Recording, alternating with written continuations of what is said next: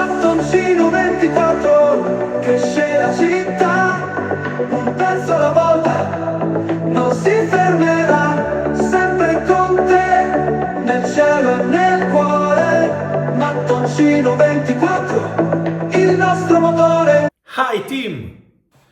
Well, good morning and welcome to my albeit messy studio. So, first of all, I want to thank Mattoncino24. He reached out to me on Instagram, or actually became a follower, so thank you for the support. And apparently he is a journalist, and he sent me a list of questions and asked me to do a little video for him. So thank you for being a supporter, and thank you for giving me this opportunity to share my love and passions about Lego and a little bit about my experiences. There's some questions about Lego Masters, which for those of you who don't know, I am Tim, aka Tank. I was on season 4 of the US version of Lego Masters. This was our uniform, and that's my deal. I love my overalls. I wore them the first Zoom call when we tried out for season 1, and somewhere along the line, season 3, they became our uniform. And then when we finally got on season 4, this was our uniform, and they have been great. And you can see me many weekends all over the US. I currently travel with Brick Convention. We're doing, by the time we're done this year, 30 plus shows all over the US. And then I help set up Brick Fair, which I've done for several years now. And you can find me at the Bling Desk back there. My YouTube channel, Instagram, Facebook page, all is Tim's Brick Adventures. So definitely check me out at any of those places.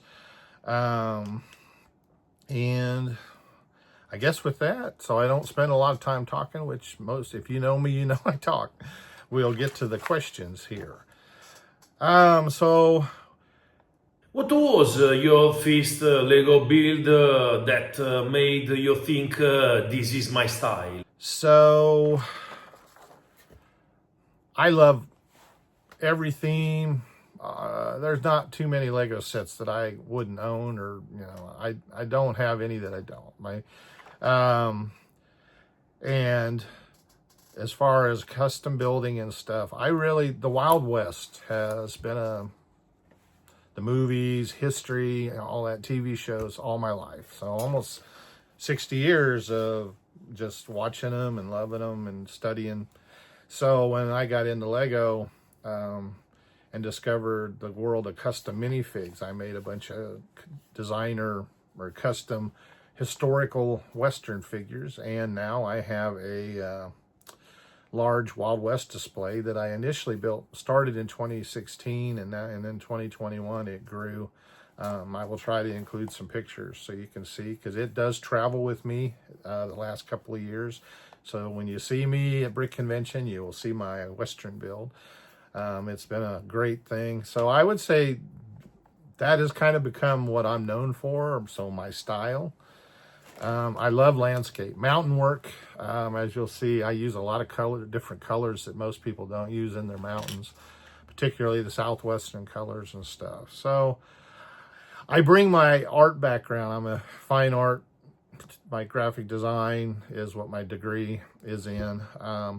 So I bring color to things. Yes, and you will find I answer a lot. My answers are not short, so I apologize. He may have to do some editing, but I hope not, because there's a lot to talk about. Do you prefer building creatures, buildings, or narrative scenes, and why? Well, my true love is probably narrative scenes and landscape.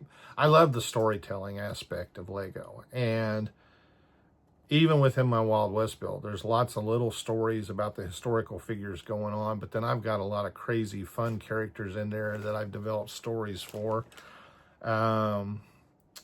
So, I like building it all, but the organic, natural stuff, I did.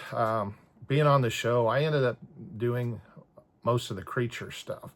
So I did really develop kind of a love for doing some of that, and we'll probably pursue that more going forward. Why? I'm not sure. I just like nature. I love building. I'm a carpenter. I have been able to help build some buildings and stuff like that. So I do like that stuff, and I really like, Lego has given us so much as far as parts and stuff to really create some fantastic buildings and architectural styles and stuff. So, as I say, it's hard for me to pin down any one thing because it's all just awesome. It really is. Where does an idea of yours come from? An image, a story, or a Lego piece? I would say all of the above. Granted, a lot of my stuff does stem, Wild West, but I also love the samurai and the history and all that with that.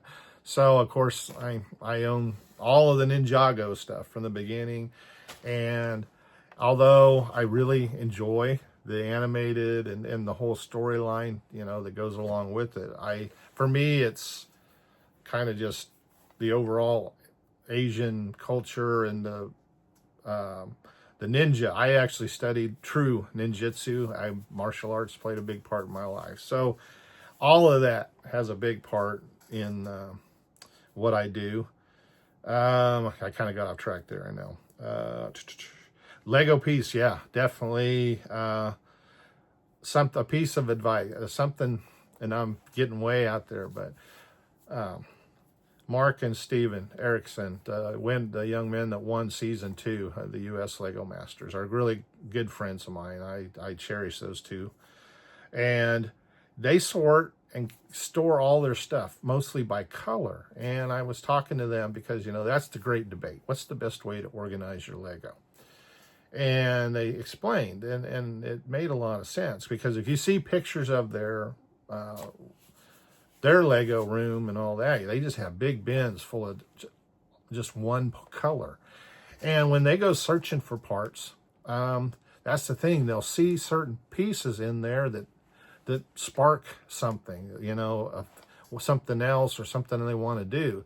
And if you knew exactly what piece you needed and you just went and got that piece, you would never get that experience. So there's a lot to be said. So a Lego piece can be a great generator of ideas. What is the strangest or most unexpected Lego piece you have used in a MOC?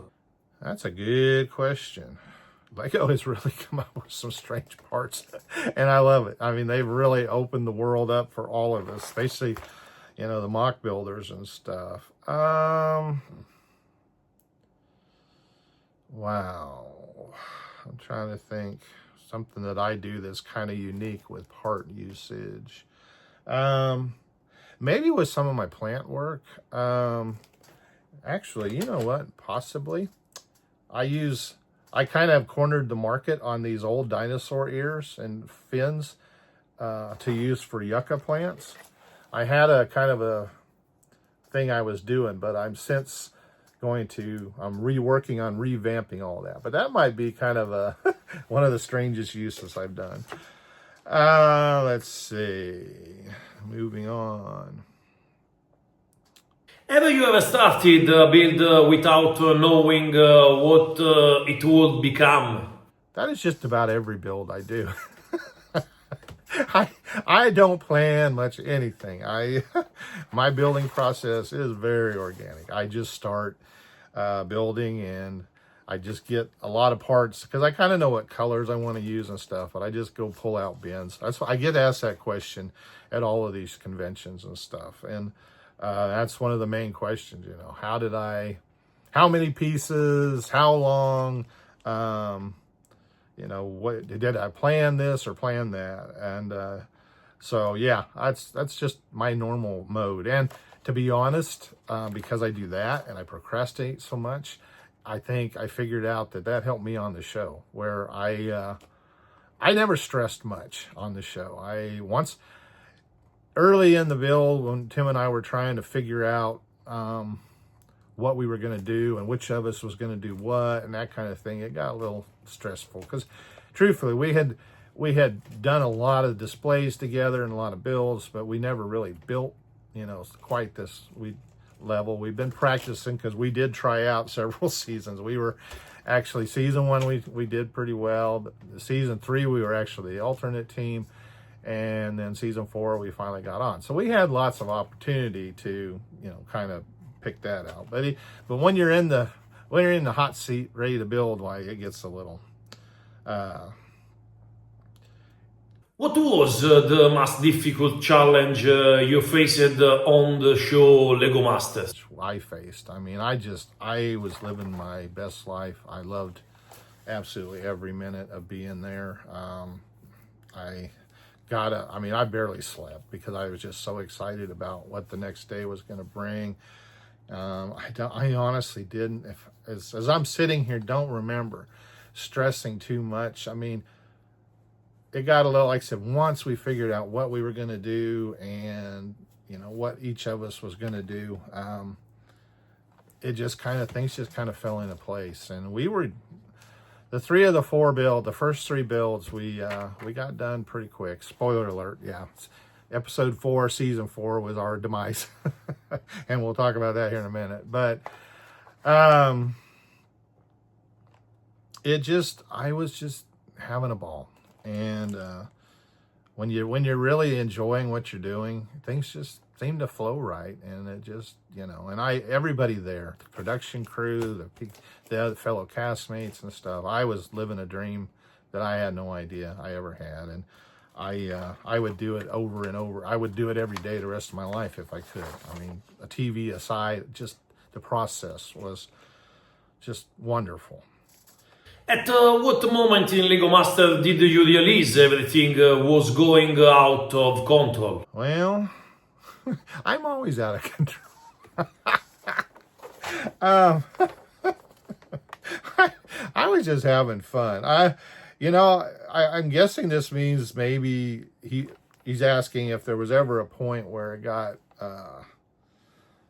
just overwhelming and all that. I ain't gonna lie. Jamie and Amy came to us twice every episode, and usually they left and we were having to make some kind of change. We got to be known as the Pivot Kings, and that ultimately in the episode 4 we pivoted like 3 times because of the feedback we got from them, problems with the movement we were trying to do, just a plethora of things there. But in the end, we came out with a pretty decent build, and I had a lot of fun once we got on the final track. If you could read a build from the show, which one would you change and why? It wouldn't be so much change as figure out that we were going to do a magic show much earlier in the process, because we could have really had the stage could have been so much better. We kind of, the big question, and I'm going to reveal the truth here. So in the audience, we only had, it was the great Will Roney, and it was supposed to be kind of poking fun at Will Arnett, because he was a magician or illusionist on the show. Oh my gosh, I can't think of it. You all probably know. It'll come to me. I will think of it, I promise. Anyway, so the theory was that he was a terrible magician, so only his mom showed up. Well, so we talked about this, and we got called on this. So Jamie when he was given his critique, he said, I hope that the mom was the only person there was part of the story, and not the fact that you didn't have time to make more audience members. And truth be told, we discussed it. We're like, okay, so we are running out of time. Do we build more people? Do we stick with the story that only his mom? So truthfully, if we had tried to do, changed our story a little bit, I would have added some more figures. And that would have, and I don't know. I thought it was pretty funny that it worked out that way. So long answer short to short. That's one thing that I would have liked to have changed, that we could have done more to make it look more like a stage and all that, because it initially had been a treasure chest. So we did Tim did a really admirable job of turning it around and turning it in. Tim, what surprised you most about working as a team under pressure? You know what? I think the answer to that is how well we ended up working together. Like I said, we had tried out and several times. In season 3, we were the alternate team, so we actually got to train, and so we're in one of the best possible worlds. We have 2 families. I mean, Lego Masters is one big family, but each season kind of has their own bond and all that. And many of the season 3 people I see, Tacos, who I saw was also interviewed. So, and that was a great interview. She is just awesome. I love that young lady. We got to ride with her and Michelle from the hotel to the studio the first 3 mornings, or first couple of mornings. And I traveled with her last year. I did the Brick Fan event that she travels with. I helped set it up and traveled with them last year. So I got to spend a lot of time with her over the last few years, and she's just awesome. But how did I get there? Anyway, so Tim and I, during that season 3 thing, it got a little hairy at times, and I really wasn't sure, moving forward. But we did great, and we both have our strong suits. He was an architect. He's great at building buildings. He was better at doing the movement and working with the motors and all that stuff, because he does a lot more with that. And so the way our team worked out, we really did okay. It was fun, and I ended up having a great time.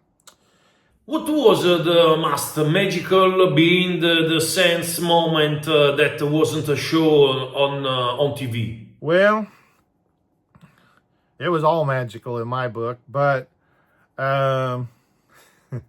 something I have been talking about at shows and stuff here recently. So Tim and I, going into the show, we were going to have some element that we were going to put in each of our builds. And initially it was going to be maybe armadillo, because we both were in Texas, and we had actually used the armadillo in some of our pre-builds and stuff like that. But it ended up, so our first challenge was a party boat. And of course on the boat, you got to have a poop deck. So I made a special outhouse for that first build. And so when the second build came along, we wanted to continue that thing. We did a playhouse for kittens, and it was a big party welcoming our kitten Iggy into the family. And so Tim made a little turtle, and we called him the party pooper. So he had a little pile of poop there. So then build number 3 comes along, and we're like, okay, got to keep it going. And so one of my little fish people, George, put a little pile of poop, and I said, he got scared when Will, screamed out 1 hour or time's up and all that. Excuse me. Anyway, I totally forgot about that until episode 3, that we had this poop thing going on. And during the presentation, I'm like, okay, I just remembered, I got to add this to the whole thing. And so I go through this explanation I just gave you on. Will's response was, Tim, I'm so glad you finally got that out. But what made it so special, I had, oh my gosh, the entire room, all the camera crew, everybody was just laughing so hard. I mean, it was, I don't know, it was fun. It just was a great moment, a great time, and that I'll always cherish it. Got to have that. I mean, Amy and Jamie were laughing. I mean, everybody it was such a fun thing. So, let's see. Tim, for you, is Lego more art, more play, or storytelling? Ooh, that's tough. Like I said, I am an artist, fine artist, freelance illustrator, and I do incorporate a lot of color usage in my builds that normally doesn't get done. I love to play. and storytelling and the art are probably, because I love to tell stories. I actually have a whole Christmas story called Elves Gone Bad that you can see on my Facebook page and stuff, that is totally storytelling, that I build all the little sets. I created all these characters and stuff just for, and I'll spend a day building a building or a set, basically, to take 1 or 2 little pictures for this story. So, yeah, the art storytelling, it's kind of a 50-50 mixture there. It's probably leaning more towards the storytelling. I have a couple of children's books that I'm working on or should have been published years ago, but I procrastinate. So, where do you get inspiration for your Lego creatures? I do come up with a lot of fun. I would say I've been a movie, TV buff all my life. So there's a lot of inspiration there. I get a lot of inspiration just from my life experiences and stuff. I'm a big kid. I mean, I may be 58, almost 59, but I never really grew up. So, you know, my brain kind of still wraps around, you know, kid-like things. So I get inspiration everywhere, and I always get great, because I do so many shows and I interact with, I've interacted with thousands of people the last, since the show aired. I have been traveling and doing shows, personal appearances. I get to do a lot of stuff locally and stuff. So I'm always interacting with people about Lego, talking to them about what they love about Lego, sharing my builds, sharing my experiences. Is there a Lego failure that taught you more than a success? Well, I don't know if I've had any real Lego failures. To be honest, I don't build a lot. I'm hoping to change that. Right now, the last 3 years, my life's been so much flux. We moved twice, basically. I've never had my Lego room set up. So I haven't been able to build a whole lot. Now, for next year's tour convention circuit, I've been asked to build a city about the size of my Western build. And so I am really gearing up to do kind of a Asian Western fusion, I'm going to call it, futuristic city, where I can include my cowboys, but still, and then my samurai, and have a city and all that. So this year, or these next few months, I'm going to get to really experiment with some fun stuff. I don't know. Is there a Lego failure? I'm always learning from everybody and everything, so I don't know that I've ever had a Lego failure. How important is planning compared to improvisation in your builds? As I said earlier, there's not much planning that goes into my building. So I would say I am going to have to do a little more planning with the city, and because I'm going to also have to tear this display down and pack it up and all of that. I learned very well. The Western display has traveled very well and breaks down. So that is something I am going to have to plan for.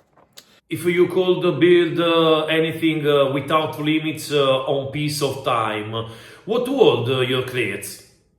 So that is the big question they ask you for Lego Masters, because if you get to the if you get to the finals, the 24-hour build, typically it's build whatever you want to build within a certain theme, I guess. But initially, that was the question: what would you build? And Tim and I came up with all kinds of different things, but I would say something that's been on my radar, and probably will happen eventually. So the Lego movie, I love that. I've loved all the Lego movies. I mean, Batman's my favorite, but and the first one where they go through all the different worlds and stuff. And so I would love to do a big layout with several different worlds, because since I've got into Lego, I kind of came into it late, 2010. But I have made up for that. So I have been collecting, as many different themes, figures. So I have all this stuff. And that was the thing I saw in that movie, especially at the, Angry Kitty's cloud palace or whatever. There was all them different figures and stuff. And it really got me fired up. So it's a chance to really showcase all these different figures and just do something crazy. So that's the Great White Hope. You know, that's the future big build that I really want to concentrate on. Bye, team. Thank you very much. So, you know what? I've rambled on for almost 25 minutes. So we're going to cut. I did answer all the questions. And I want to thank Manesino24 for this opportunity. And I hope this is, you know, what you was hoping for, or hope you can work with this. And thank you again. Thank you for sharing. Please follow Tim's Brick Adventures. I always love to meet new people. It's about you guys. It's about networking, you making new friends, the community, and all of that is what motivates me so much more than the Lego stuff, and seeing what everybody else is building and all that. So it's a pleasure. Thank you all, and much love to one of the greatest hobbies ever. Thank you.